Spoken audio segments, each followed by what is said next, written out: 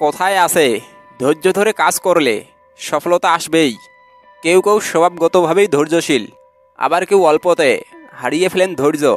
প্রতিকূল পরিস্থিতিতে ধৈর্যহারা হয়ে পড়লে বিপদ আরও বাড়ে।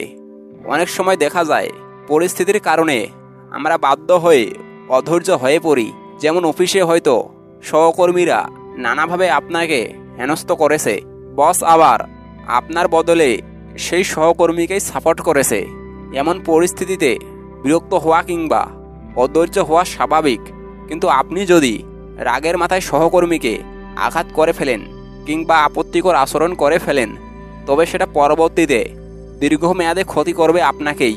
এমন পরিস্থিতিতে আপনাকে শান্ত থেকে ঠিক করতে হবে পরবর্তী করণীয় সম্পর্কে। ধৈর্য বাড়াতে কিছু কৌশল গ্রহণ করতে পারেন। কেন ধৈর্যহারা হচ্ছেন সেটা খুঁজে বের করুন। কোন পরিস্থিতিতে খুব বিরক্ত হচ্ছেন ভাবার চেষ্টা করুন। কেন এটি আপনাকে বিরক্ত করেছে একবার কারণ শনাক্ত করতে পারলেই নিজেই সেই বিরক্তি কাটিয়ে ওঠার উপায়গুলো খুঁজে বের করতে পারবেন। ধরুন আপনি কারোর জন্য অপেক্ষা করতে করতে বিরক্ত হয়ে পড়েছেন। যদি অপেক্ষা করতে করতে বিরক্ত বোধ হয়, তবে সেই সময়টুকু কাজে লাগানোর জন্য কিছু উপায় বের করুন। অনুভূতি নিয়ন্ত্রণের জন্য একটা নির্দিষ্ট মাত্রার মননশীলতা প্রয়োজন। চোখ বন্ধ করে একটি গভীর শ্বাস নিয়ে মেডিটেশন অনুশীলন করতে পারেন। আবেগ নিয়ন্ত্রণ করা সহজ হবে আপনার জন্য। কৃতজ্ঞতা প্রকাশ করুন। কোনো কিছু নিতে হতাশ হয়ে পড়লে এমন কিছু ভাবুন যার জন্য আপনি কৃতজ্ঞ। এটি আপনাকে শান্ত থাকতে সাহায্য করবে।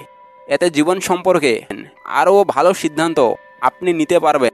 সবসময় নিজেকে প্রাধান্য দেবেন না। অধৈর্য হয়ে পড়া কিছু কিছু ক্ষেত্রেই স্বার্থপর মানসিকতা। সবাই নিজস্ব উদ্বেগ, আকাঙ্ক্ষা এবং দৃষ্টিভঙ্গি রয়েছে, তাই সবসময় নিজেকে প্রাধান্য না দিয়ে সামনের মানুষটার অবস্থা বোঝার চেষ্টা করুন। হয়তো তিনি এমন কিছুর মধ্যে দিয়ে যাচ্ছেন যা আপনি জানেন না। ডায়েরিতে লেখার অভ্যাস করুন। ডায়েরিতে নিজের আবেগ অনুভূতি লিখতে পারেন বা দরকারি কাগজের নোট রাখতে পারেন। এটা আপনাকে কাজে ফোকাস করতে অনেক সাহায্য করবে ও স্থির করে তুলবে আপনাকে। অনেক কাজে একসাথে মনোযোগ দেবেন না।